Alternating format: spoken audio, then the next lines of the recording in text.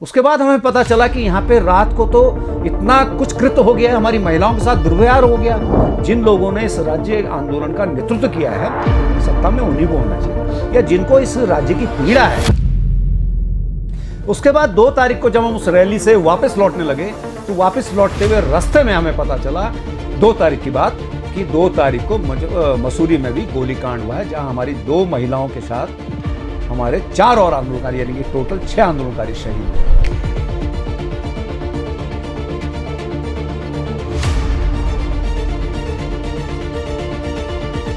फिर ये पूरा आंदोलन जो है ये 27% ओबीसी के खिलाफ ना होके अलग राज्य के रूप में तब्दील। आज स्थिति ये है कि 2000 में ये राज्य बना है और इस पूरे प्रदेश में 2000 के बाद जो जन्मा बच्चा है वो उत्तराखंड राज्य आंदोलन के सच को नहीं जानता। परिवर्तन होना है, क्रांति कब आती है उसका हम इंतजार कर रहे हैं, लेकिन हमारे जैसे लोग जो आंदोलन में आज भी सड़कों पे है, उनकी स्थिति आज ऐसे नहीं है कि वो बिल्कुल उन लोगों का जिनका पेट भरा हुआ है या जिनके थैले भरे हुए हैं उनके साथ चुनाव में मुकाबला करें। आप शिक्षा के स्तर को और शिक्षा में राजनीति के स्तर को किस प्रकार देखते हैं?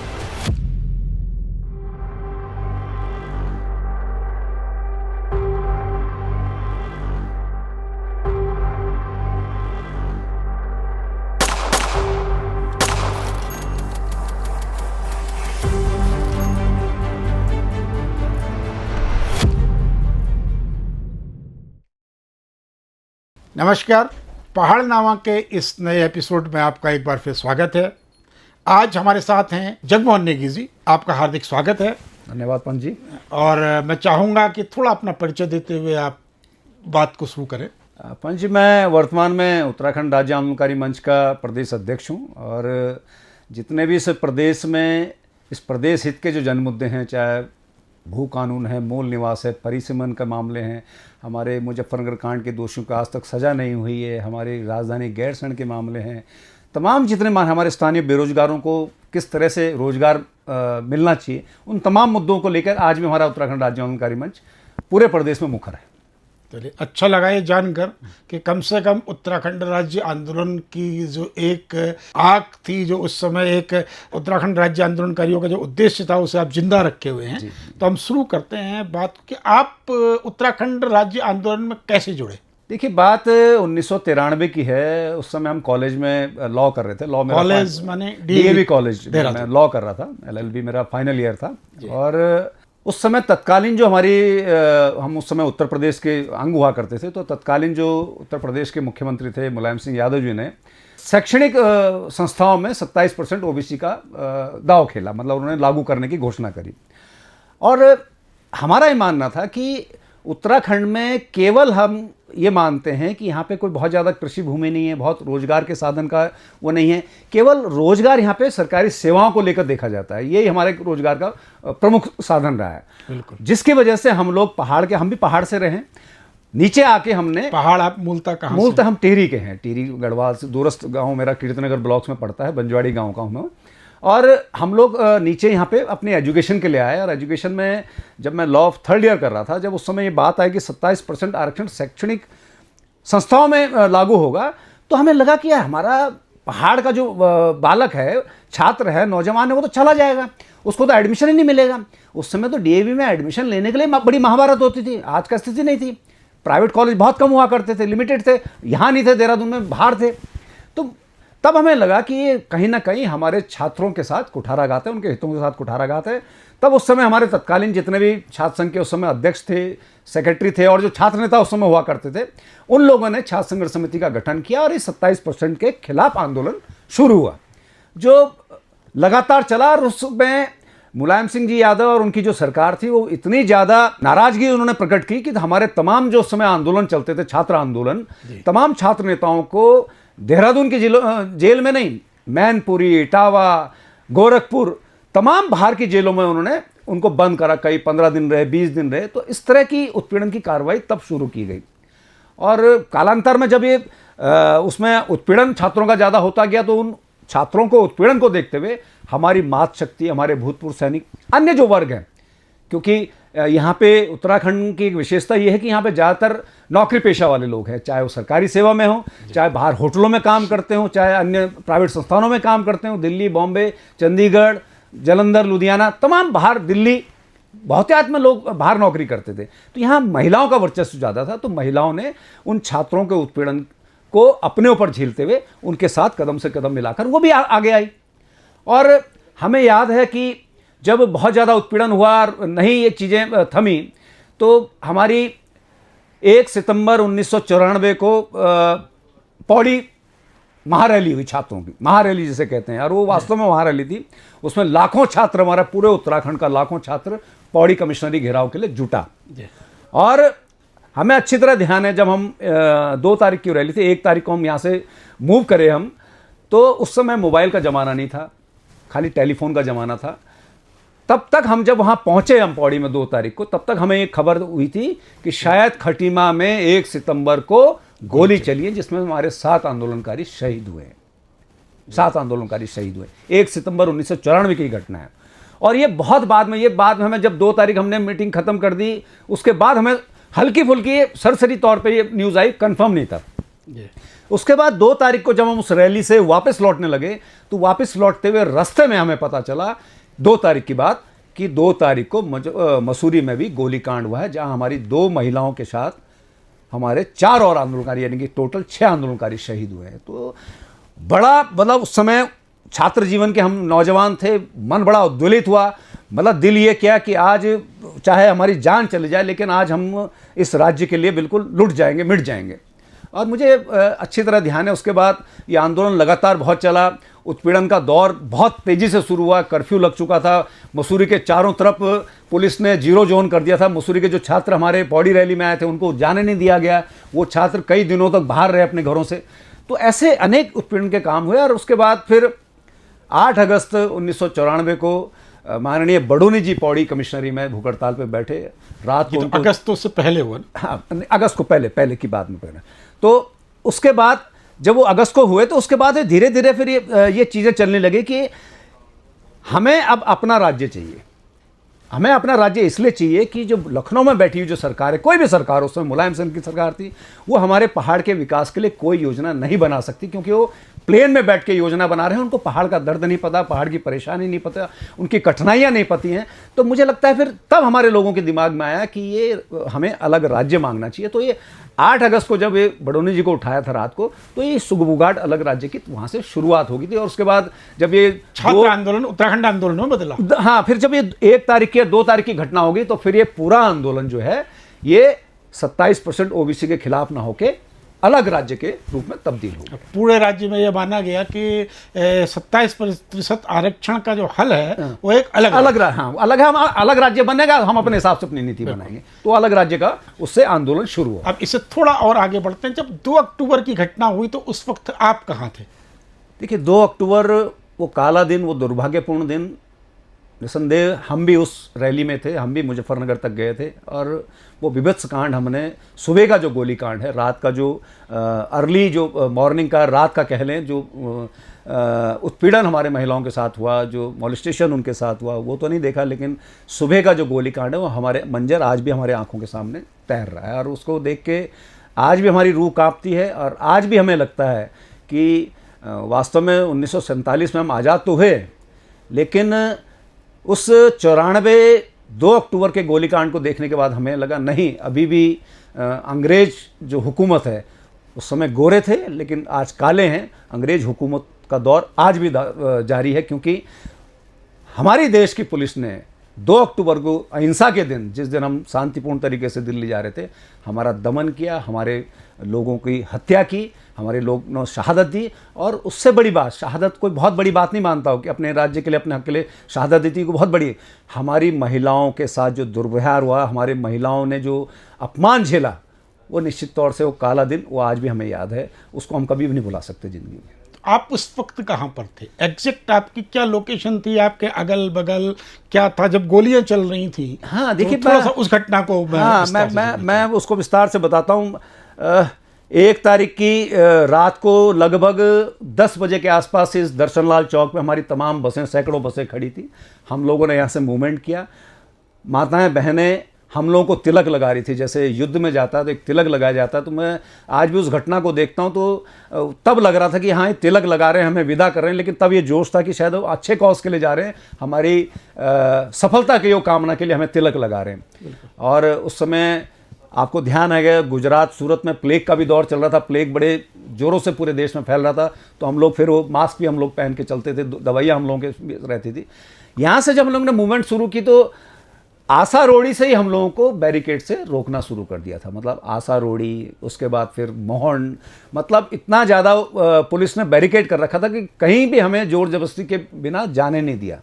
और सबसे पहला जो बड़ा टकराव हमारा हुआ गुरुकुल नारसन में हुआ। गुरुकुल नारसन में जब हम लोग पहुँचे वहाँ पे फिर बहुत ज़बरदस्त तरीके से उन्होंने बैरिकेड करी और उन्होंने हमें जाने से साफ मना कर दिया। तो हमारे सब तमाम महिलाएं, छात्र सब नीचे उतर गए बसों से, सैकड़ों की संख्या में लोग थे और उन्होंने विरोध किया जाने के लिए, लेकिन उसके बाद पुलिस नहीं मानी। तो पुलिस वालों ने और उनके जो स्थानीय जो चाहे उनके बेस में पुलिस रही होगी या उनके गुंडे रहे होंगे, उन लोगों ने वहाँ पे अगल बगल की दुकानों में आगजनी करी, वहाँ पे आग लगा दी वहाँ पे। और सबसे पहली जो गोली चली वो गुरुकुल नारसन में चली, जिसमें हमारे एक युवा साथी, वो आज भी हैं, उनके पाँव में गोली लगी है। वो आज डिमरी जी नहीं, वो सोलंकी, रविंद्र सोलंकी जी, सबसे पहले गोली उनको लगी थी। उसके बाद वहाँ से उनको रुड़की लाया गया। तो वो घटना के बाद फिर हम लोग और आगे बढ़े। विरोध के बाद फिर जब उन्होंने जाने दिया तो फिर उसके बाद रामपुर तिराहा जो था वहाँ पे पूरी तरह से सील था। हम लोग, मुझे लग रहा 5:30 बजे का लगभग टाइम होगा, क्योंकि उस समय सर्दियों का भी एक दौर था, तो 5:30 बजे बहुत उजाला नहीं होता, हल्का अंधेरा था। जब हम लोग वहाँ पहुँचे तो उसके बाद उन्होंने रोका तो पहले हमारा ध्यान यही था कि भाई इनसे यहाँ से हम कैसे आगे जाए। टकराव की स्थिति थी, बहुत कुछ हुआ।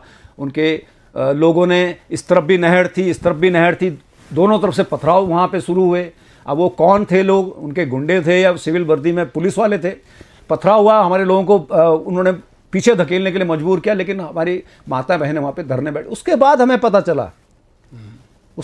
पता चला कि यहाँ पे रात को तो इतना कुछ कृत्य हो गया है, हमारी महिलाओं के साथ दुर्व्यवहार हो गया। उनके कपड़े हमारे लोग वहाँ से खींच के लाए, गन्नों के खेतों से ये कपड़े हैं, उनके ब्लाउज हैं, साड़ियाँ हैं। तब हमें बहुत इतना मानसिक हम लोग असंतुलित हो गए, विवेक खो चुके थे। उसके बाद हमने कहा अब यहाँ से हम लोग आगे बढ़ेंगे। और अब जब आगे बढ़ने गए तो पहले तो उन लोगों ने गोलियां चलाई, हमने शायद रबड़ की गोलियां चला रहे होंगे, लेकिन जब बाद में देखा कि हमारे टाय में एक आदमी गिर गया है, उसको गोली लग गई है, तो उसको उठाया गया, उसमें खून से लथपथ था। आगे एक आदमी वो घायल हो गया, उसको उठाया गया। तब पता चला कि जब हमारे 6 लोग वहाँ पे शहीद हो गए, तब पता चला कि वास्तव में ये पूरी गोली चला रहे हैं बिना किसी वार्निंग के, बिना किसी हमारे ऐसा विरोध के।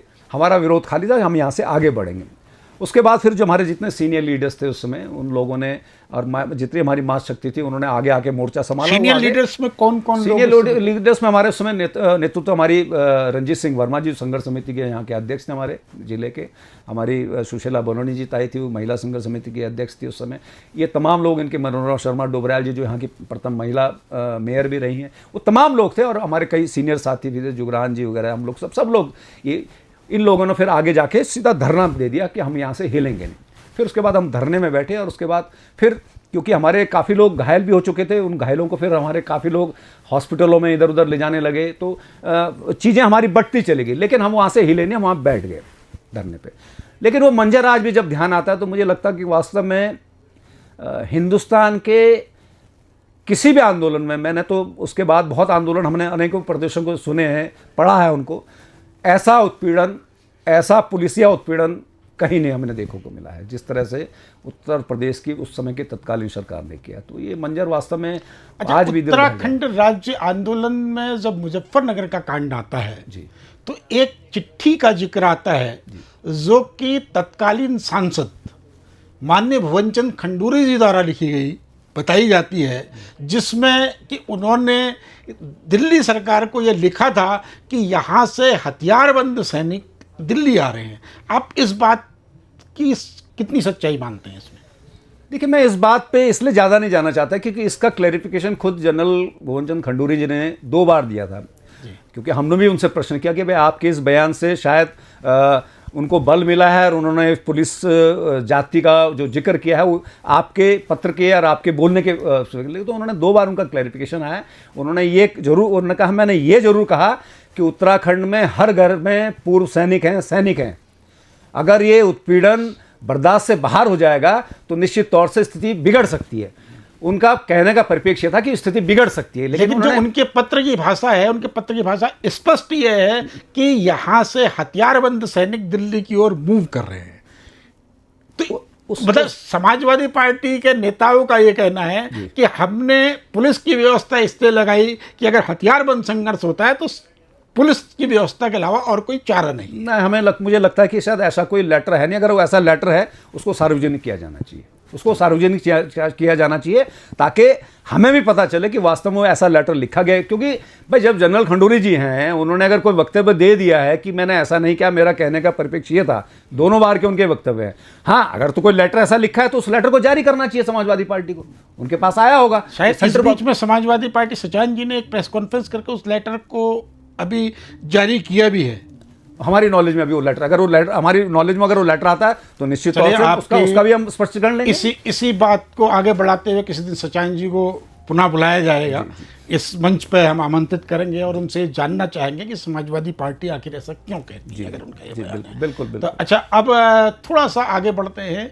1994 के बाद फिर आप लगातार आंदोलन से जुड़े रहे हैं। बिल्कुल। तो 94 के बाद से लेकर 2000 तक का आंदोलन किस प्रकार चला पूरे प्रदेश में?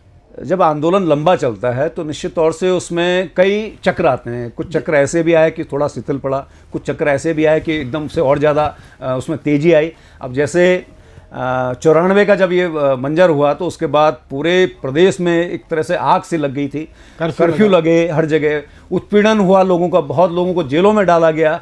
और जब जेलों में डाला गया, उत्पीड़न हुआ तो निश्चित तौर से फिर उसका और ज़्यादा रिवोकेशन हुआ, मतलब और क्रिया की प्रतिक्रिया बहुत ज़्यादा हुई, लोगों ने और बढ़ चढ़कर आंदोलन में भाग दिया।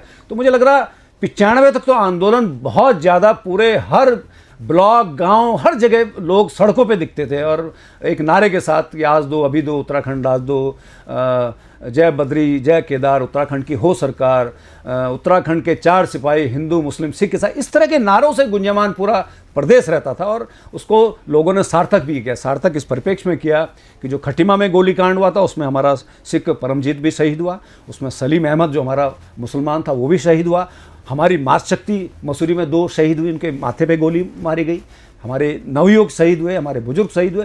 तो तमाम जो इस उत्तराखंड को बांटने का जो प्रयास उस समय के नेताओं ने, कई नेताओं ने करने का भी प्रयास किया, चाहे उस समय की तत्कालीन सरकारें रही हों कि भाई ये खाली पहाड़ वालों का आंदोलन है, मैदान वालों का नहीं है, उसको खाई बांटने का भी प्रयास किया और खाई कई बार बंटती दिखी भी। लेकिन उसके बाद भी जो आंदोलन के उस समय संघर्ष समिति के लोग थे या हम लोग थे, सब लोगों ने उस बात को संभालते हुए पूरे कुनबे को, चाहे वो पहाड़ का हो चाहे मैदान को, सबको इकट्ठा करके इस आंदोलन को परिणति तक पहुंचाया। और मुझे लगता है कि 96 में थोड़ा 95 के बाद जब सरकार ने यह आदेश जारी कर दिया था कि जो भी कर्मचारी उत्तराखंड राज्य आंदोलन में भागीदार होगा उसे अगर काम वापसी न होने पर तत्काल नौकरी से निलंबित किया जाएगा। बिल्कुल। तो उसके बाद मेरे ख्याल से कुछ आंदोलन के रुख में कुछ शिथिलता देखिए, शिथिलता आई। और ये निश्चित तौर से उन कर्मचारियों का योगदान किसी भी राज्य आंदोलनकारियों से बड़ा योगदान है। मतलब उन्होंने 3 महीने बिना तनख्वाह के हड़ताल की, लगातार हड़ताल की, उनका पैसा नहीं मिला। और उत्तराखंड तो माना जाता कि मनी ऑर्डर व्यवस्था पे उस समय चलता था, और अगर कोई किसी आदमी को अगर 1 महीने तनख्वाह नहीं मिले तो उसका घर चलाना मुश्किल हो जाता। 3-3 महीने तनख्वाह ना मिलना उस समय का कर्मचारियों का सेक्रीफाइस बहुत बड़ा था। वो आज के परिप्रेक्ष्य हम लोगों को कम दिखता हो, लेकिन उनका सेक्रीफाइस बहुत बड़ा था। हाँ, उसके बाद आंदोलन थोड़ा शिथिल हुआ, लेकिन 96 आते आते उसके बाद फिर जब देवेगौड़ा जी प्रधानमंत्री बने, उसके बाद एक घोषणा हुई लाल किले से, तो एक कमिटमेंट के तौर पर ये आ गया कि हाँ, उत्तराखंड राज्य बनेगा। आज नहीं बनेगा, कल बनेगा, 1.5 वर्ष बनेगा, लेकिन बनेगा। और मुझे लग रहा 97 आते आते थोड़ा शिथिल है उसके बाद। लेकिन फिर जब राज्य ने चुनाव होने की बात आई तो उसके बाद फिर आंदोलन ने गति पकड़ी। और आंदोलन कभी शिथिल और कभी तेजी, मतलब हर मूव के साथ, कभी राज्य ने चुनावनी के साथ, कभी ये घोषणाओं के साथ, हर बार तेजी के साथ उभरता चला गया। तो उसके बाद उसी की परिणति है कि 2000 में राज्य का गठन। अच्छा, आप उत्तराखंड राज्य आंदोलन के दौरान जेल गए? हाँ, मैं 2 अक्टूबर का कांड हुआ था, उसके बाद हम लोग जब वापस आए तो हम लोग फिर घर में नहीं बैठे। फिर हम लोग, हमारे तो दिमाग में इतना गुस्सा था कि हम जितनी प्रतिक्रियाएं हमसे हो सकती थी सारी प्रतिक्रिया की। और मुझे नवंबर में शुरू में मेरे को उठा लिया गया था और मैं लगभग 89 डेज़ में जेल में रहा हूँ। तो अब मुझे लगता है सबसे लंबा अभी तक का ये है कि जो बोलते हैं कि कहाँ की जेल में रहे? मैं देहरादून की जेल में रहा। मैं देहरादून जेल में रखा मुझे, क्योंकि मैं अकेला था तो मुझे देहरादून की जेल में रखा। 12 मुकदमे मेरे पे थे और 12 मुकदमों में आप सोच सकते हैं कि कैसे कैसे मुकदमे होंगे। उनसे 307, 308 मतलब जान से मारने का, डकैती का, लूट का, ठीक है, सरकारी काम में तमाम जितने भी। अगर आप पे 307 का मुकदमा था तो आपको सामान्य कैदी की तरह ही मेरे ख्याल से जेल में रखा गया। मुझे सामान्य कैदी के बाद मुझे बीच में एक बार तन्हाई में भी रखा। जब उन्होंने देखा कि यहाँ बहुत लोग इनसे मिलने आ रहे तो अलग से भी मेरे को सेल दिया गया। लेकिन उसके बाद बाहर विरोध होने के बाद फिर उन्होंने सामान्य कैदियों के साथ। जेल का कोई अनुभव आप हमारे साथियों के साथ साझा करना चाहेंगे? कि जैसा शांति प्रसाद भट्ट जी से बात हुई थी तो उन्होंने एक बड़ी अच्छी बात कही। उन्होंने कहा कि हर युवा को एक बार जेल जरूर जाना चाहिए, वहां से बहुत कुछ सीखने को मिलता है। हाँ, तो ऐसे ही आप कुछ एक अपना विशेष अनुभव, जेल का अनुभव साझा करना चाहेंगे हमारे श्रोताओं के साथ? देखिए, जेल का अनुभव बड़ा मैं क्योंकि अकेला रहा हूँ तो बड़ा विकट मेरे लिए रहा है। क्योंकि उस समय के जितने खतरनाक कैदी होते थे, और उस समय मुझे लगता है 2000 से पहले उत्तराखंड में गैंगस्टर, गैंग वार, इस टाइप के बहुत लोग जेलों में हुआ करते थे। कौन कौन थे उस समय देहरादून जेल में? मुझे लग रहा है कि विजय काणा, ये आपके 2-4 जो और नाम हैं, गढ़ी कैंट के, और कुछ उस समय के गैंगस्टर जो बाद में एनकाउंटर में मारे भी गए, वो तमाम लोग थे। उनसे मिलने का मौका मिले, उनकी बातें सुनने का मौका मिलता था। तो तब मुझे लगता था यार ये कौन से कॉज के लिए लड़ रहे हैं, हम एक कॉज के लिए लड़ रहे हैं। तो हमें लगता था चलो हम कॉज के लिए लड़ रहे हैं, इनका क्या कॉज है, मतलब क्यों डकैती मार रहे हैं, क्यों लूट कर रहे हैं, क्यों हत्याएं कर रहे हैं। लेकिन अब हर आदमी का अपने अलग वो होता तरीका होता है काम करने का। उनकी एक फील्ड अलग था, उनकी क्राइम की दुनिया थी। क्राइम में भी वर्चस्व का जो दौर था उस समय, गैंगस्टर वार की जो वर्चस्व की लड़ाई थी वो उस समय बहुत ज़्यादा चरम पे तो नहीं, लेकिन उतार पे जरूर थी। लेकिन गैंगस्टर की लड़ाई थी तब भी। तो उन लोगों को देखते थे और मैं देखता था। मैं तो चलो एक ही बैरक में था, बाद में मेरी बैरकें भी चेंज हुई। तो जो बहुत बड़े, जो ज़्यादा वैसे गैंगस्टर होते थे, उनके बैरिक चेंज करा करते थे। हर दूसरे दिन उनकी बैरिक चेंज होती थी। एक ही बैरिक में उनको लगातार नहीं रखते थे। 4 आदमी को उसमें शिफ्ट कर दिया, 2 दिन बाद 4 को फिर दूसरे में शिफ्ट कर दिया। तो वो इसलिए कि ताकि उनके आपस में जो रंजिश है वो जेल के अंदर, और कई बार जेल के अंदर झगड़े भी हुए उनके आपस में, तो बड़ा देखने को मिला। जेल के अंदर की जो पुलिस या जो वो है कार्रवाई, वो बड़ी अलग होती थी। मैंने वहाँ पे लोगों को पाँव ऊपर करके जो लठियाते हैं वो जेल वाले, जो कानून तोड़ता है, उनकी तरीका भी देखा। वो तरीका ऐसा था कि बाहर वो आवाज़ ही नहीं आती है, अंदर वो इतना रोते हैं, इतना चिल्लाते हैं, बाहर वो आवाज़ जाती नहीं है। तो वहाँ का तो कानून ही अलग कानून, वो जंगल का एक कानून जिसे कह लें कि जैसा बोल दिया वैसा करना है। तो जेल है भाई, 4 दीवारी के अंदर आपको रहना है। तो बहुत ज़्यादा, हाँ, लेकिन मैं खुशकिस्मत इसलिए रहा क्योंकि देहरादून में था तो वहाँ मिलने जुलने वाले मेरे को लगातार आते थे। जितने भी हमारे सीनियर लीडर्स थे, हमारे साथी थे, युवा साथी थे। तो ऐसा लोनली फील नहीं होता। हाँ, रात को ही ज़रूर रहता था कि अकेला होता तो बड़ा सोचता था यार बाहर क्या हो रहा होगा, आंदोलन में क्या भागीदारी चल रही होगी, शिथिल क्यों पड़ गया, क्यों बहुत ज़्यादा खबरें नहीं आ रही हैं। तो ये ज़रूर बेचैनी रहती थी। लेकिन जेल है।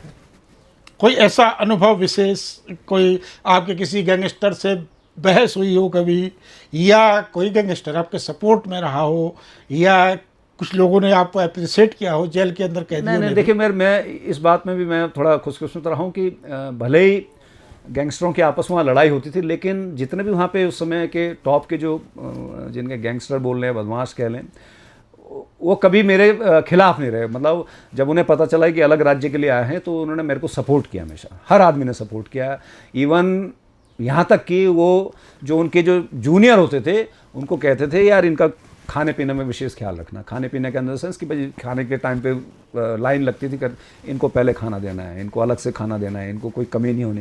तो ये उनका एक वो रहा है भाई। देखिए, चाहे उन्होंने क्राइम की दुनिया में कदम रखा हो, लेकिन उनकी जो मानसिकता थी, उनको लगता था कि हाँ ये आदमी कॉज के लिए आ रखा है तो ये परेशान नहीं होना चाहिए। ये उन लोगों की थोड़ी साफ गोई थी। तो उस समय के लोगों को मैंने फिर बाद में जाते हुए धन्यवाद भी कहा कि, और ये भी उनसे अपील की कि आप लोग भी थोड़ा एक अच्छे समाज की तरफ आएँ तो हमें निसंदेह हमें भी खुशी होगी कि एक अलग राज्य में हमारे जो लोग हैं जो जेलों के अंदर ना रहें, कम से कम क्राइम में ना रहें, और कॉज के लिए रहें, क्राइम के ऊपर ना रहें। उत्तराखंड राज्य आंदोलन के बाद आंदोलनकारियों का एक संगठन आपके साथ अभी अस्तित्व में है जी। तो आप क्या महसूस करते हैं कि उत्तराखंड राज्य सरकार का इन 25 सालों में, क्योंकि हम उत्तराखंड राज्य स्थापना की 25वां रजत जयंती वर्ष अभी मना रहे हैं, तो किस प्रकार का रुख है वर्तमान तक तमाम सरकारों का? 5-6 सरकारें हमारी रह चुकी हैं, इन 5-6 सरकारों में क्या रुख है सरकारों का उत्तराखंड राज्य आंदोलनकारियों के प्रति? 2000 में राज्य बना, हमने बड़ी खुशियां मनाई, बड़े हमने पटाखे फोड़े, गुलाल उड़ाया, और शहीद स्मारक में घंटाघर में हमने पूरी दिया बत्ती मोमबत्ती करी। वो आज भी करते हैं, हम लगातार करते हैं।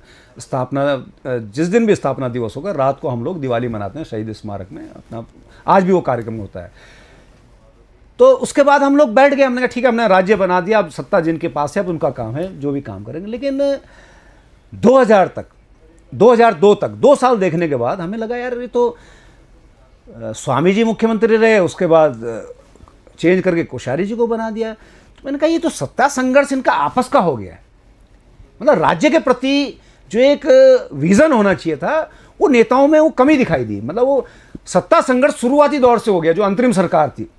पहले स्वामी जी बने कुछ टाइम के लिए, उसके बाद कोश्यारी जी बन गए, और उसके बाद फिर 2002 में फिर चुनाव हुए। तो चुनाव में उस समय कांग्रेस की सरकार आई। तो कांग्रेस की सरकार आई तो उस समय जो राज्य के सबसे बड़े विरोधी थे नयन दत्त तिवारी जी, जिनका ये बयान था, सार्वजनिक बयान था कि ये उत्तराखंड मेरी लाश में बनेगा, उस आदमी को यहाँ का मुख्यमंत्री बना दिया। तो हमें लगा यार, मैंने कहा ये तो कुछ अजीब सी चीज़ें हो रही हैं, मतलब जिसकी हम कल्पना नहीं कर, हमारी तो कल्पना नहीं थी यार। जो लोग, जिन लोगों ने इस राज्य आंदोलन का नेतृत्व किया है, सत्ता में उन्हीं को होना चाहिए था, या जिनको इस राज्य की पीड़ा है उनको सत्ता में होना चाहिए था, ये हमारी सोच थी। लेकिन जब उस सोच के विपरीत चीज़ें चली गई तो तब हमने फिर 2002 में हमने उत्तराखंड राज्य आंदोलनकारी मंच का गठन किया, और उस गठन के पीछे ये उद्देश्य था कि हमारे एक तो राज्य आंदोलनकारी उनको एकजुट किया जाए, दोबारा से लामबंद किया जाए, और जितने भी राज्य आंदोलनकारी के प्रति जो भी चीज़ें हैं वो, और राज्य हित के जो मुद्दे हैं उन मुद्दों को लेकर लड़ा जाए। और उसके लिए लड़े भी हम लोग। 2000 मुझे ध्यान है कि सबसे पहला हम लोगों का जो एजेंडा था उस समय अपना संगठन बनाने के बाद, मुजफ्फरनगर कांड के दोषियों को सजा दिलाने का, जो हम आज भी दिला रहे हैं। आज भी उत्तराखंड राज्य आंदोलनकारी मंच पहला संगठन है इस पूरे प्रदेश में, सरकार तो दूर की छोड़ दी, सरकार तो छोड़ दीजिए आप, जो सुप्रीम कोर्ट तक गया है इन मुजफ्फरनगर कांड के दोषियों को सजा दिलाने के लिए। क्योंकि हमारी पत्रावली आज भी गायब है। आज भी हमारे वकील रमन शाह जी, आप सुप्रीम कोर्ट तक गए जी, ठीक, लेकिन उत्तराखंड राज्य आंदोलन में गोली कांड के लिए 2 नाम आते हैं, अनंत कुमार सिंह और बुआ सिंह जी। अनंत कुमार सिंह उत्तर प्रदेश में बहुत बड़े पद पर पहुंचकर रिटायर हुए, भाजपा के एक बड़े नेता के समधी हैं, बिल्कुल, और उन्हें प्रारंभिक जांचों में ही दोष मुक्त कर दिया गया। बुआ सिंह पुलिस में बहुत बड़े स्तर पर पहुंचे, उसके बाद अवकाश प्राप्त हुए। तो आपका संघर्ष कहाँ पर है? हाँ, वही मैं बताना चाह रहा हूँ, मैं वही आपको बताना चाह रहा हूँ। जो हम लोग सुप्रीम कोर्ट गए, सुप्रीम कोर्ट ने दोबारा हमें हाई कोर्ट सुनने के लिए भेजा। हमारे जो माननीय अधिवक्ता हैं रमन शाह जी, जो आंदोलनकारियों इस राज्य का, खासकर मुजफ्फरनगर कांड पे ही पूरा वो लड़ रहे हैं, केस लड़ रहे हैं। दोबारा हाई कोर्ट में उन्होंने जब पिटिशन डाली तो अब हाई कोर्ट में 2-3 उसमें बहस हो चुकी हैं। ये 2 पत्रावली जिनकी आप बात कर रहे हैं कि बुआ सिंह और अनंत कुमार, ये केस हैं कहाँ? ये पत्रावली हैं कहाँ? किसी को नहीं पता। ये पत्रावली कब गायब हुई? दोष मुक्त किसी को नहीं किया गया, वो पत्रावली गायब है अभी। अरे इसी में एक चीज़ और टोकता हूँ मैं, क्योंकि आप एक आंदोलनकारियों का संगठन चला रहे हैं और आपका एक दायित्व बनता है। क्या आपकी ये जानकारी में है कि सीबीआई जांच की जो अहम गवाह महिलाएं हैं मुजफ्फरनगर कांड की, उनकी तारीखों पर आज भी कार्रवाई गतिमान है? बिल्कुल। क्या आपको ये पता है कि 25 वर्षों में प्रदेश सरकार द्वारा उन्हें आवागमन से लेकर सुरक्षा तक कोई भी व्यवस्था नहीं दी गई है? देखिए, मैं इस संबंध में भी आपको बताना चाहता हूँ जी। जब हम लोगों ने सुप्रीम कोर्ट और उसके बाद हाई कोर्ट में जब इस केस को करा था, तो तब गवर्नमेंट ने 2 हमारे अधिवक्ता नियुक्त किए थे मुजफ्फरनगर कांड के, जिसके बाद पिछले साल से इसमें तेजी आई है सुनवाई में। और तेजी ऐसे आई है कि तेजी नहीं, मैं आपको यहीं पे थोड़ा सा मेरी बात आप सुनेंगे कि आपने शायद देखा भी होगा, हमने एक इंटरव्यू ऐसी पीड़ित महिला का डाला है और उस महिला ने इस बयान को देने का साहस किया है। तो उस महिला ने ये कहा कि एसपी देहरादून के एसपी का उनके पास फोन जाता है कि आपकी सीबीआई में तारीख है, ठीक। तो उसने ये कहा कि भाई सीबीआई तारीख है तो मुझे थोड़ी पता मेरी क्या व्यवस्था है। तो बोले तुम जानो, तुम्हारा काम जाने। ये किस एसपी ने कही ये बात? देहरादून के एसपी ने। अच्छा, मैं इसी संबंध में बताना चाहता हूँ। देखिए, जब ये प्रकरण हमारे सामने आया है कि गवाह कैसे जाएंगे, तो पहले हम लोगों ने भी, हमारे संगठन के लोगों ने भी, रमन शाह जी जो हमारे एडवोकेट उस समय, उन्होंने भी, जितने भी हमारी पीड़ित महिलाएं थी, देखिए हम उनका नाम, हम उनको ना डिस्क्लोज करना चाहते हैं ना उनका नाम आगे डालना चाहते हैं। उनको हमने कांटेक्ट किया, जितने लोगों से भी कांटेक्ट हुआ, और उसके बाद डीजीपी पुलिस। देखिए अब ऐसा है कि उस दुर्घटना को 32 साल हो चुके हैं, ठीक। 32 साल के अंतर्गत वो तमाम महिलाएं, हम आपने कहा डिस्क्लोज नहीं करना चाहते हैं, वो तमाम महिलाएं इस स्थिति में हैं कि अगले 2, 4, 5 सालों में वो गुमनामी का जीवन जीते हुए उनका जीवन समाप्त हो जाना है। तो क्या हमारा यह दायित्व तो नहीं बनता है कि उन्हें समाज के सामने लाकर, आज बड़ा दुर्भाग्य है कि तिरु रतौली जैसा पुरस्कार इस प्रदेश में ऐसी महिलाओं को दिया जा रहा है जिनका उत्तराखंड के राज्य में कोई सरोकार नहीं है। क्या हमारा यह प्रयास नहीं बनना चाहिए कि वो पुरस्कार उन महिलाओं को मिले जिन महिलाओं ने अपना सर्वस्व जो है इस प्रदेश को बनाने के लिए दांव पर लगा दिया? और हम कह रहे हैं हम उन्हें डिस्क्लोज, हम कब तक उन्हें डिस्क्लोज नहीं करेंगे आखिर, और क्यों नहीं करेंगे? देखिए, जहां तक पुरस्कार की बात है उसमें मैं बहुत टिप्पणी इसलिए नहीं करना चाहता। पुरस्कार कैसे बढ़ते हैं, किस तरह से बढ़ते हैं, क्या क्राइटेरिया है, अगर हम देखिए क्राइटेरिया में अगर जाऊंगा तो फिर वो मुझे लग रहा है वो फिर बहस और राजनीतिक हो जाएगी। उस पुरस्कारों का वितरण, ये मुझे लगता नहीं कि बहुत कोई पारदर्शिता वाली चीजें हैं। आपकी बात बिल्कुल ठीक है। आपके नेताओं से अच्छे संबंध है, आपको पुरस्कार मिल जाएगा।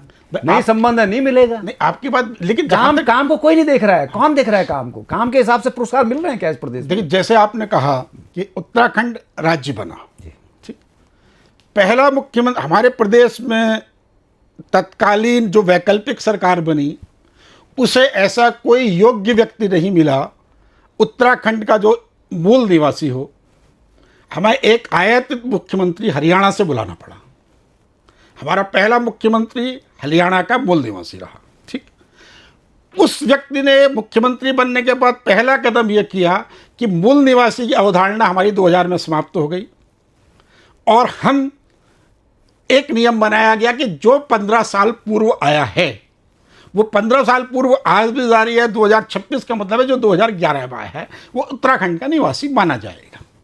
अगर ये 2050 में बात आएगी तो जो 2035 में आया होगा उत्तराखंड का निवासी माना जाएगा, ठीक।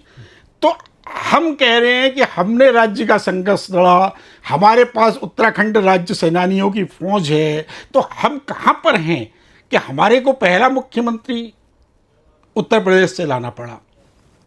हम अपनी वीरांगनाओं को एक पहचान दिलाने की जहां बात आती है तो अधिकांश हमारे आंदोलनकारी साथी कहते हैं कि हम उनकी पहचान डिस्क्लोज नहीं करना चाहते। लेकिन क्यों?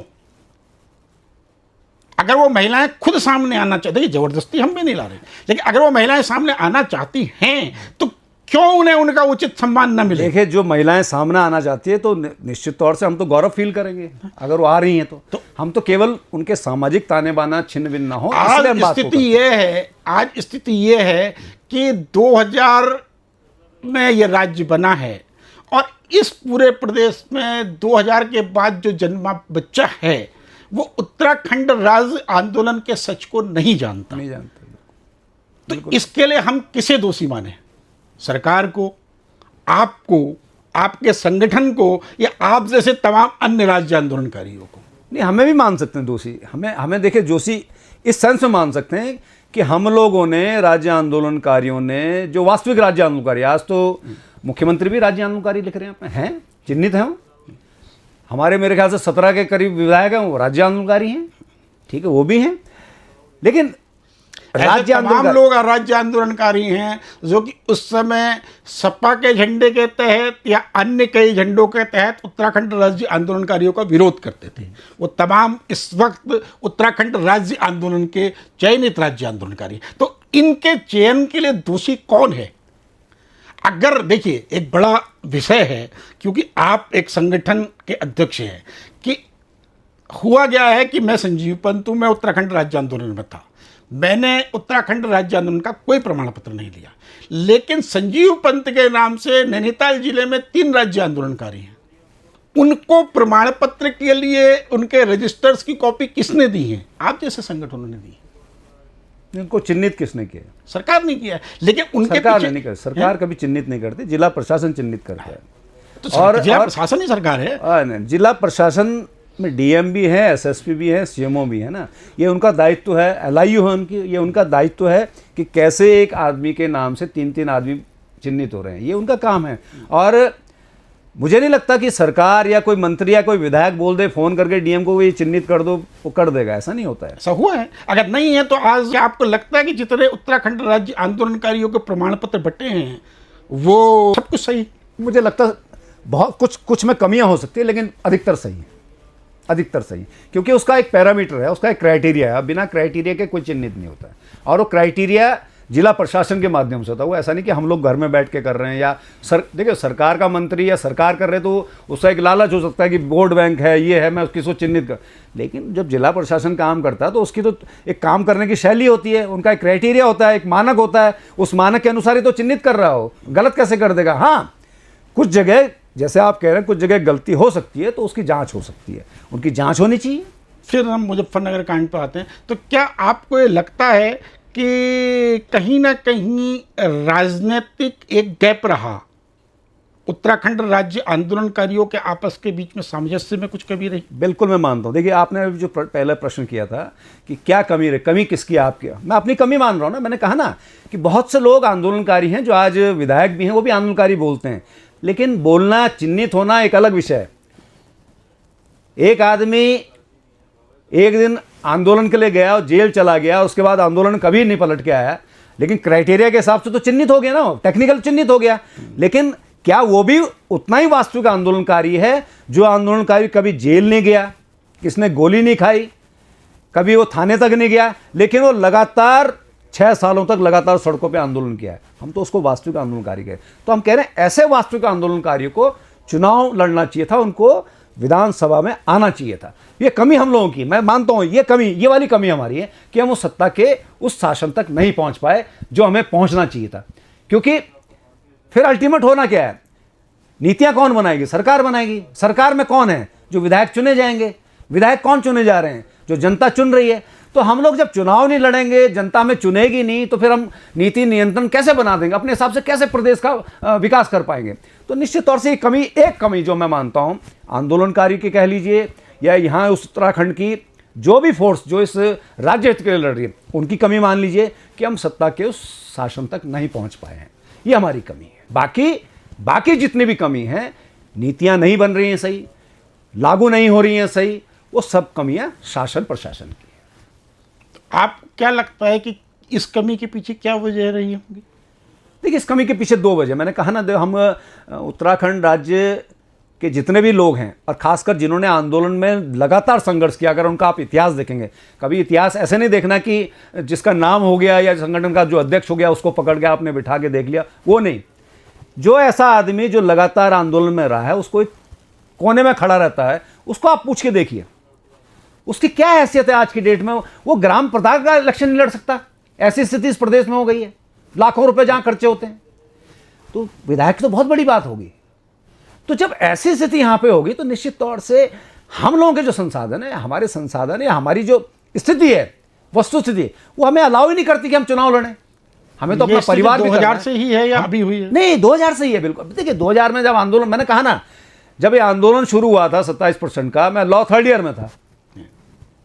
3rd ईयर करके नहीं आंदोलन होता उस समय, 3rd ईयर करके मैं कहीं ना कहीं अपना जॉब के लिए कुछ ना कुछ अपना कहीं सेटलमेंट की तरफ होता, या एडवोकेट हो जाता, या कहीं ना कहीं सेटल हो जाता, कहीं जॉब कर रहा होता।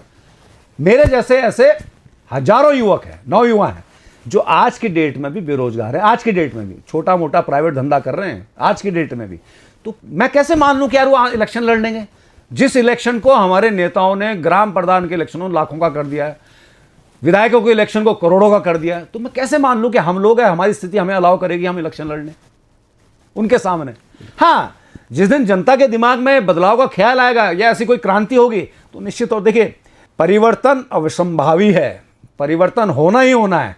आज नहीं होगा, 5 साल बाद होगा, 10 साल बाद होगा, परिवर्तन होना है।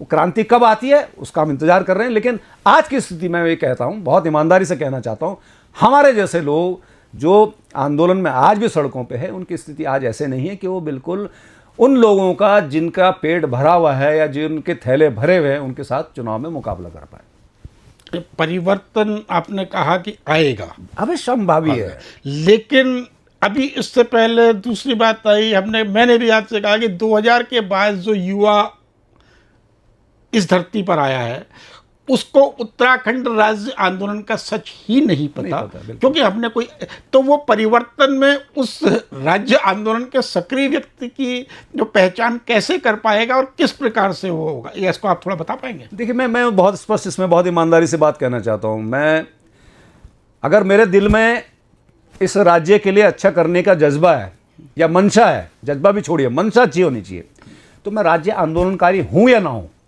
अगर मेरी मंशा है कि इस राज्य के लिए मुझे अच्छा करना है, तो मुझे लगता है वही व्यक्ति सबसे सूटेबल है जिसको जनप्रतिनिधि बनना चाहिए। इस क्राइटेरिया को हटा दीजिए कि जिसने राज्य आंदोलन लड़ा वही उस लायक है, वो पैमाना नहीं है, और हम उस पैमाना, मैं उस पैमाने को मानता भी नहीं। नहीं, पैमाना वो नहीं है, लेकिन देखिए ऐसा है कि वर्ष 1994 उत्तराखंड राज्य आंदोलन का वो दौर, उस समय के युवाओं द्वारा, उस समय के कर्मचारियों द्वारा, महिलाओं द्वारा जो सपनों का उत्तराखंड देखा गया था, क्या वो आज कहीं है? मुझे लगता है कि बहुत दूर तक नहीं है। नहीं है, बहुत दूर तक नहीं है ना। तो उस उत्तराखंड के स्वप्न को कहीं ना कहीं साकार रूप देने के लिए उसी राज्य आंदोलनकारी की आह की जरूरत है। नहीं, बिल्कुल बिल्कुल ठीक। तो इसलिए कहीं ना कहीं उस उत्तराखंड राज्य आंदोलनकारी की जरूरत है। और आज भी मैं महसूस कर रहा हूँ, मैं लगभग 28-30 लोगों से वार्ता कर चुका हूँ और ये क्रम हमारा ऊपर वाला चाहेगा तो लंबे समय तक जारी रहेगा। तो मैं महसूस कर रहा हूँ कि हमारे जो लड़ाके थे वो आज अपने आप को तटस्थ महसूस कर रहे हैं और वो इस चीज़ की आवश्यकता महसूस कर रहे हैं कि एक झंडे के नीचे इन्हें बांधा जाए। ये जरूरी नहीं है कि नेगी चुनाव लड़े, ये जरूरी नहीं है कि संजीव पर चुनाव, लेकिन पूरे प्रदेश में क्या हम एक ऐसा प्रेशर ग्रुप बना सकते हैं, क्या हम सीमित संसाधनों में ये व्यवस्था कर सकते हैं कि चुनाव के समय पे 10-20 लोगों के समूह अलग अलग विधानसभा क्षेत्रों में जाके जनताओं को अगले 5 सालों में विद्यालयों में जाके छात्रों को, युवाओं को ये बताएं कि उत्तराखंड राज्य आंदोलन क्या था? क्या ये संभव हो सकता है? नहीं, बिल्कुल हो सकता है। देखिए, ये तो अच्छी चीज़ है। अब वैसे तो सरकार ने भी बोला है कि हम पाठ्यक्रमों में लाएंगे, इसका इतिहास पढ़ाएंगे।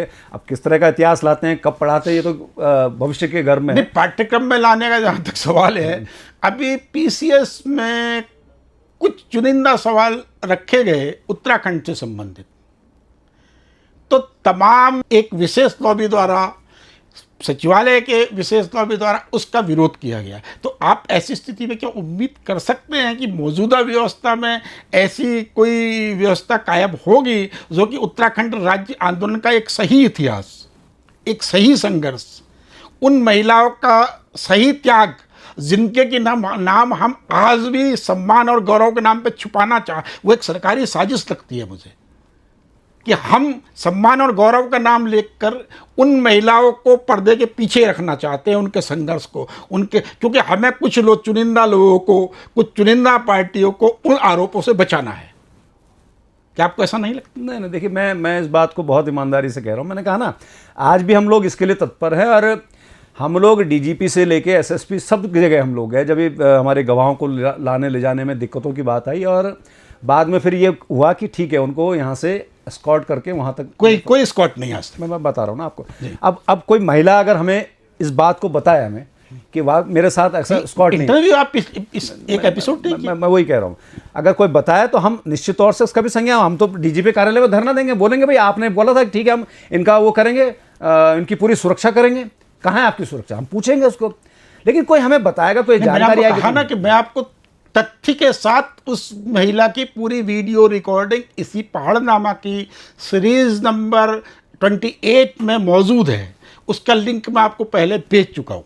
तो वो पूरी रिकॉर्डिंग मौजूद है और वो महिला लगा उस महिला ने, मैं नहीं कहा, मुझे नहीं पता, मैं एसपी को नहीं जानता कौन एसपी थे, लेकिन उस महिला ने उसमें बयान दिया है कि एसपी ने कहा कि भाई तुम जानो और तुम्हारा काम जाने। नहीं, अगर ऐसा उस एसपी ने कहा है तो गलत का है निश्चित तौर से, और वो सजा का भागीदार है, हम तो ये कहेंगे।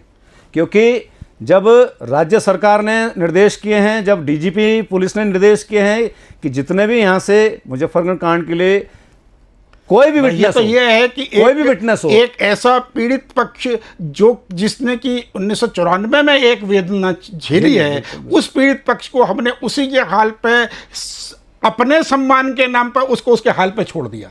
हम अपना सम्मान बचाना चाह रहे हैं, हम उसका सम्मान नहीं बचाना चाह रहे। हमारे लिए, मेरी नज़र में वो महिला अपमान की भागीदार नहीं है, वो एक बड़ी सम्मानित महिला है, उसने राज्य के लिए अपना सब कुछ दांव पे लगाया है, ऐसी जितनी भी महिलाएं हैं। नहीं, बिल्कुल बिल्कुल निश्चित तौर से, तो वो कहीं से कहीं तक हम उसे सम्मान से नहीं जोड़ सकते। हम ये जो सजा वाली जो मार है, और हमने जो पहला वर्ड ही हमने मुजफ्फरगढ़ कांड का लिखा है कि दोषियों को, हम उसमें हमने शहीदों को साइड कर रखा। पहले हमने जिनके साथ हमारे दुर्व्यवहार हुआ है महिला, उन्हीं को सबसे प्राइम में रखा है, और ये उन्हीं के सम्मान के लिए लड़ाई लड़ी जा रही है। हमारा सम्मान क्या होगा उसमें? अगर सजा मिलेगी तो निश्चित तौर से हमें ये रहेगा कि हमने जिन लोगों ने उनके साथ ये जाति की थी उनको सजा मिलेगी। आपको मालूम है उन महिलाओं से एक जो है वो सदमे में आके अवसाद में आके उसकी अकाल मृत्यु हो चुकी है। इस सब के लिए कौन दोषी है? क्या इसके लिए हमारा समाज, हम आंदोलनकारी दोषी नहीं है? नहीं, बिल्कुल, मैं कह रहा हूं ना, मैंने पहले भी 2 बार कहा है कि हम तो सबसे बड़े दोषी तो हम हैं ही, इसलिए दोषी हैं कि हम उस सिस्टम में नहीं बैठ पाए। हमारा दोष केवल इतना है, हम सड़क पे तो लड़ रहे हैं, कोर्ट में भी अपनी लड़ाई अपने स्तर से कर रहे हैं, सड़क पे भी जितना लड़ रहे हैं। 2 अक्टूबर को हम लोग न्याय यात्रा भी निकालते हैं, मुजफ्फरगढ़ कांड के दोषियों को न्याय यात्रा भी हम कई बार निकाल चुके हैं, सब कुछ कर रहे हैं। लेकिन हमारा असली दोष है कि हम उस सिस्टम में नहीं बैठ पाए, जिस सिस्टम में बैठ के। उसके अलावा एक आपको और इसी में एक और मैंने महिला का पॉडकास्ट किया था, वो महिला अध्यापिका थी। जब उत्तराखंड राज्य का आंदोलन था तो वो महिला अध्यापिका थी, अभी मौजूद हैं। शपथ ग्रहण समारोह परेड ग्राउंड में हुआ था, और आपको ध्यान होगा कि राजधानी देहरादून बनाए जाने का विरोध घंटाघर से एक रैली के रूप में हुआ था। उस रैली के फ्रंट पेज में उस महिला की गलती से फोटो आ गई थी, और राज्य बनने के लिए 9 नवंबर की डेट पे उस महिला को सस्पेंड कर दिया गया, नौकरी से हटा दिया गया। वर्तमान तक उस महिला को, मेरी जानकारी जहाँ तक है, पूरी हर मुख्यमंत्री को पत्रावली देने के बाद उस महिला को वर्तमान तक कोई भत्ता, कोई पेंशन आज तक नहीं मिला है।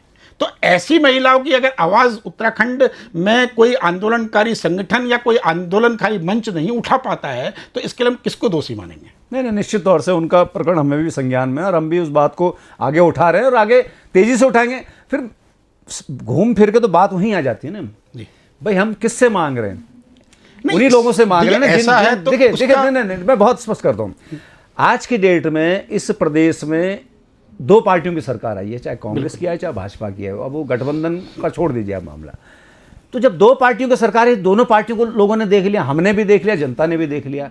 और ऐसा नहीं कि दोनों पार्टियों में जाके हमारे मामले उनके सम्मुख नहीं आए होंगे। सारे जो आपने जिक्र किए सारे मामले उनके सम्मुख आ रखे, चाहे कांग्रेस पार्टी के सम्मुख आ रखा होगा, चाहे भाजपा की सरकार उनके सम्मुख आ रखा। अब नहीं कर रहे हैं तो दोनों पार्टी नहीं कर रहे हैं, तो निश्चित तौर से तब हमारी गलती केवल और केवल ये रह जाती है कि अब हम सत्ता में नहीं है तो उनसे लड़े। कहना चाह रहा हूँ कि हमारी सबसे बड़ी गलती ये है कि ये विषय आखिर चुनावी मुद्दे क्यों नहीं बन पाते। उत्तराखंड राज्य आंदोलनकारियों का चयन, ठीक, इस विषय को लेके अभी आज 25 वर्षों बाद, अभी हाल ही में भी सचिवालय में कुछ लोगों ने धरना दिया कि साहब हमें चयनित किया जाए, ठीक, बिल्कुल।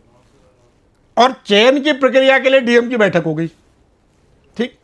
लेकिन जो ये ज्वलंत मुद्दे हैं, जो पीड़ित पक्ष हैं, जो वास्तव में तो उनके मुद्दे वो जन मुद्दे क्यों नहीं बन पा रहे? आखिर देखिए, हम सरकार कांग्रेस की हो, सरकार भाजपा की हो, असली सरकार दिल्ली से चली है हमेशा इन 25 वर्षों में। मुख्यमंत्री इस प्रदेश की जनता ने नहीं, दिल्ली की सरकार, दिल्ली में बैठे हुए चंद आकाओं ने तय किया, ये सत्य है। लेकिन हम अपनी बात, हम उत्तराखंड आंदोलन का सच जनता तक नहीं पहुंचा पाए।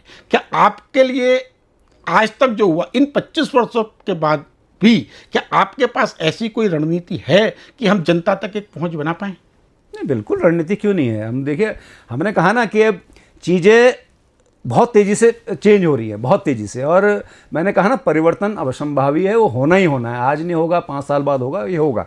और वो चीज़ें जब कभी ऐसी कोई स्थिति आएगी तो उसका खुलासा भी होगा। जैसे यही जो सत्ता परिवर्तन वाला, हमारे जो लोग, जिन लोग, वास्तविक लोगों को हम चाहते हैं कि सत्ता में होने चाहिए, वो जाएंगे वहाँ पे।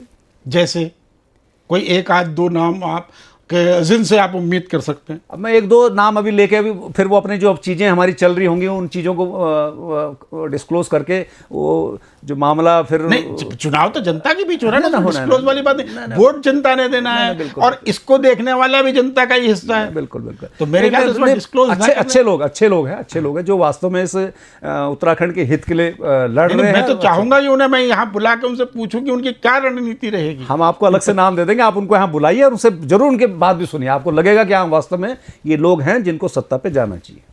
चलिए थोड़ा सा विषय को बदलते हैं। मुझे लगता है कि मेरे प्रश्न आपको कहीं असहज भी कर रहे हैं, नहीं, ऐसा नहीं, लेकिन एक गुस्सा है। जी जी। देखिए, ये एक मेरा गुस्सा नहीं है, मेरे ख्याल से मेरी उम्र का हर वो व्यक्ति जिसने उत्तराखंड राज्य आंदोलन को देखा है, जिसने महसूस किया है, उसके मन में ये गुस्सा है कि आज उसकी अपनी औलाद ही वो उत्तराखंड राज्य आंदोलन के बारे में बात करने को राजी नहीं है, क्योंकि हम उसे नहीं बता पाए। हमारी चंद किताबें इस विषय पर जरूर आई हैं, लेकिन उनका, क्योंकि उस समय संसाधन भी सीमित थे और राज्य आंदोलन के आंदोलनकारियों का बिखराव का दायरा बहुत बड़ा था, तो इसलिए उन किताबों में भी किसी भी एक पुस्तक का नाम संपूर्णता से नहीं लिया जा सकता। उसमें लेखक को भी दोषी नहीं माना जा सकता, तत्कालीन परिस्थिति को भी दोषी नहीं माना जा सकता, ये सत्य है।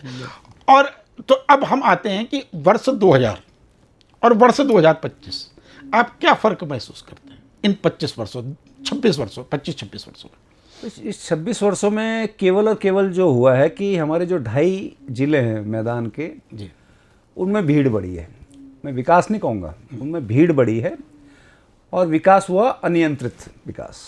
आज देहरादून की बात करें, हरिद्वार की बात करें, उधम सिंह की बात करें, तो जिस तरह यहाँ भीड़ बढ़ी है, मतलब कोई एक कोना ऐसा नहीं रह गया जहाँ पे बस्तियाँ ना बस गई हों, कॉलोनियाँ ना बस गई हों, और ऐसी कॉलोनियाँ और ऐसी बस्तियाँ जिनकी कोई प्लानिंग नहीं है।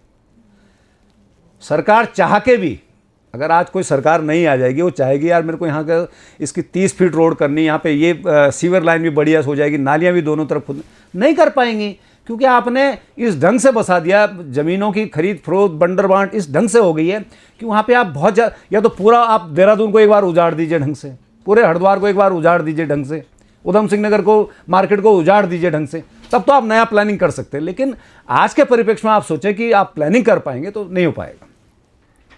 तो ये अनियंत्रित जो विकास है, इसने निश्चित तौर से, मैं 25 सालों में केवल और केवल ये मानता हूँ, उत्तराखंड में इस अनियंत्रित विकास ने, और यही अनियंत्रित विकास पहाड़ों में, भाई पहाड़ में पहले जो गांव में रहता था वो थोड़ा नीचे कस्बे में आ गया, जिस पे थोड़ा पैसा हुआ।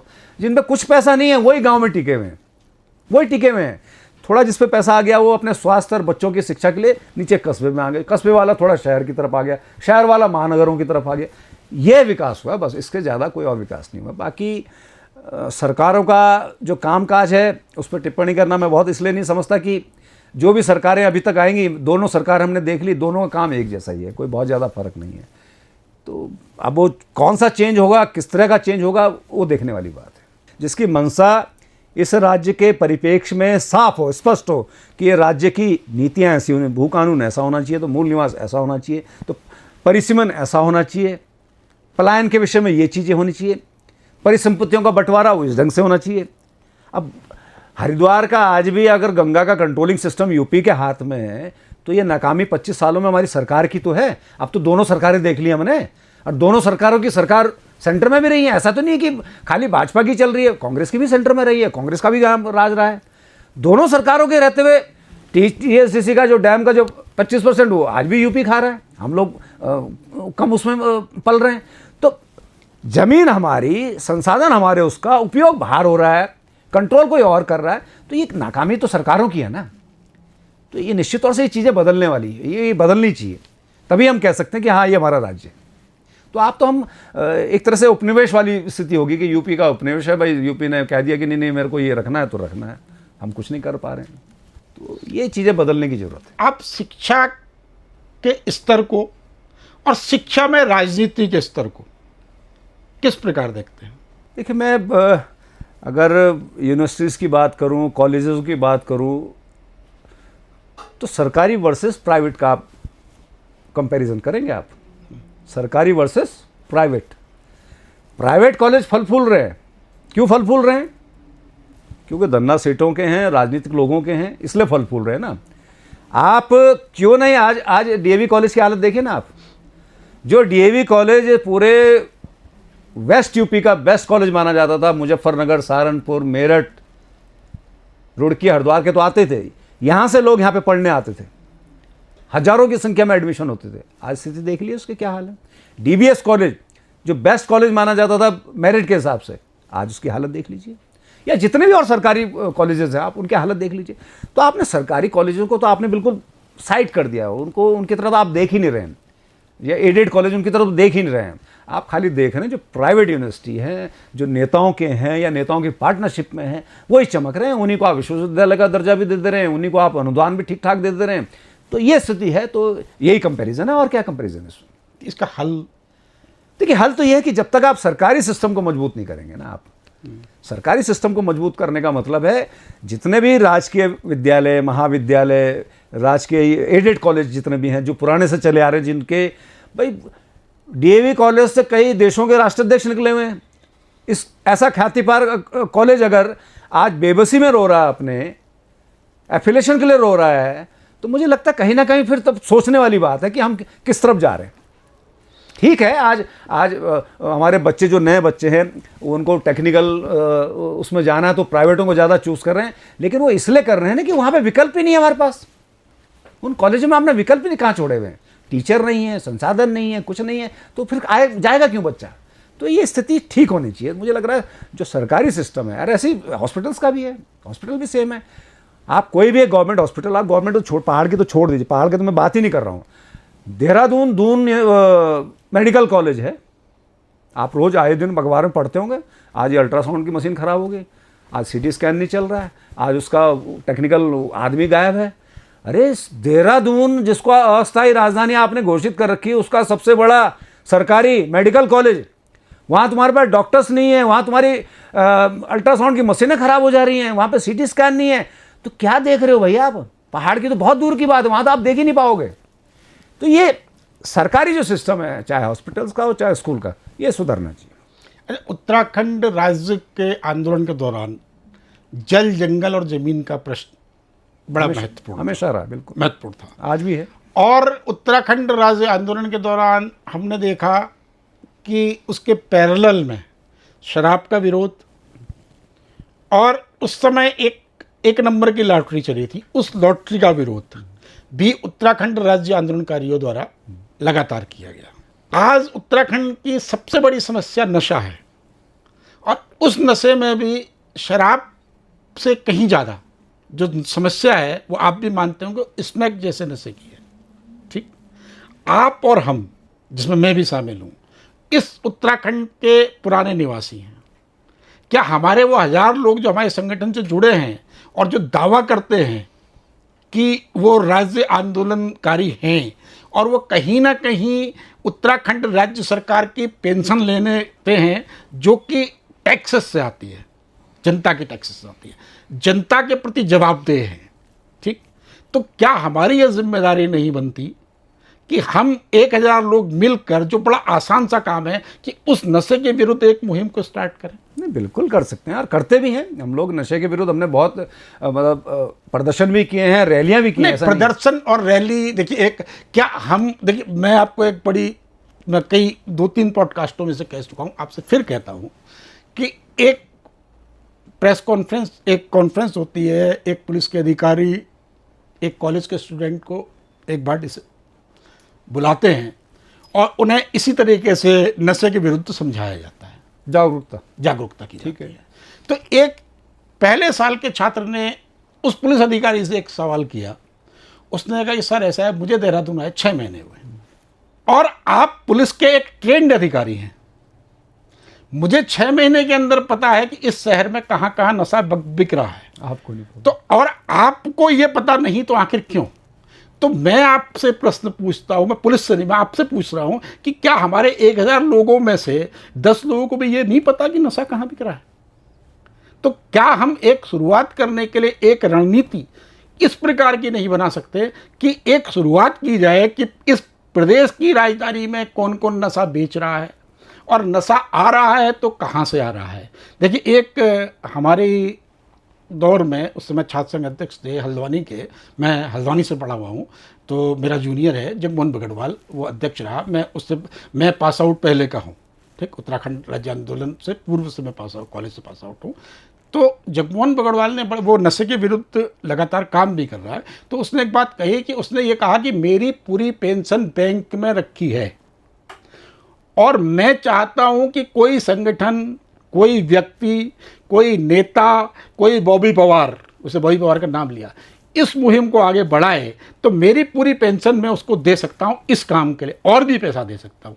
और ऐसे कई आंदोलनकारी हैं जो ये सब कुछ चाहते हैं। तो क्या हम शुरुआत कर, क्या मैं आपसे उम्मीद करूं एक संगठन के अध्यक्ष के नाते कि क्या आप एक ऐसी मुहिम शुरू करना चाहेंगे जो कि उत्तराखंड की जनता के लिए एक, जिसे कहना चाहिए कि दिशा निर्देश सा हो या एक मशाल की तरह हो कि भाई ये उत्तराखंड राज्य आंदोलनकारी दोबारा सक्रिय हो गए? क्या आप ऐसा, आप और आपका संगठन ऐसा बिल्कुल करें, बिल्कुल करें। आप उनको चिन्हित कीजिए, आप अगर खुद उनका घेराव कीजिए, अगर आप नहीं कर सकते आप मीडिया को, हम जैसे लोगों को उनका नाम दीजिए, तो आखिर कहीं ना कहीं तो पुलिस को बाध्य होना पड़ेगा। बिल्कुल, नहीं बिल्कुल। देखिए, हम लोगों ने पुलिस की गोलियां, हम लोगों ने पुलिस के डंडे इतने नज़दीक से देखे हैं कि मेरे ख्याल से मेरे और आप जैसे व्यक्ति के दिमाग से मृत्यु का भय तो बहुत दूर चला जा चुका है। तो इसलिए अगर कोई कहे कि माफिया हमें मार देगा, कोई गुंडा हमें मार देगा, तो हम इससे बहुत दूर हैं।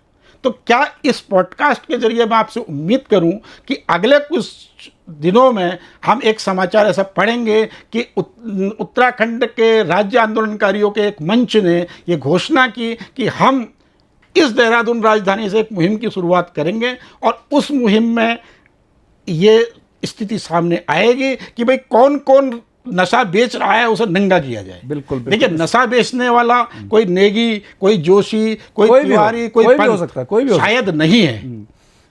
वो तमाम वो लोग हैं जो इन पिछले 10 या 15 वर्षों में बाहर से आए हैं, यहाँ आके जो बड़ी बड़ी कोठियों, बड़ी बड़ी कारों में घूम रहे हैं, क्या उन्हें बेनकाब करना हमारा फर्ज नहीं बनता है? बिल्कुल है, बिल्कुल। अगर एक व्यक्ति बिहार से आकर यहाँ जो है रह रहा है, तो क्या उसके बगल वाले पड़ोसियों को उसके मरने से पूर्व ही पता चलता है कि बदमाश है? तो आखिर हम ऐसे लोगों को क्यों झेल रहे हैं इस राज्य में? सवाल ये है। नहीं, बिल्कुल बिल्कुल, आपका सही, देखिए बहुत सही आपने प्रश्न किया। निश्चित तौर से आज के परिप्रेक्ष्य में, अगर हम हमारी युवा पीढ़ी के परिप्रेक्ष्य में अगर बात करो, तो युवा पीढ़ी वास्तव में इस नशे के लिए, खासकर जो सूखा नशा इस प्रदेश में फैला है, ये उनके लिए बहुत घातक है।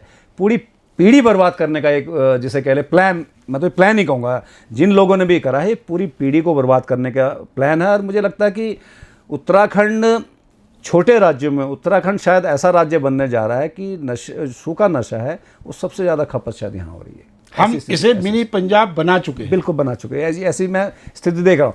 इसके खिलाफ जोरदार आंदोलन होगा, निश्चित तौर से हम जोरदार आंदोलन करेंगे। अपनी पीढ़ी को बचाने का सवाल है। हमारी पीढ़ी नहीं बचेगी तो इस राज्य का करेंगे क्या हम लोग?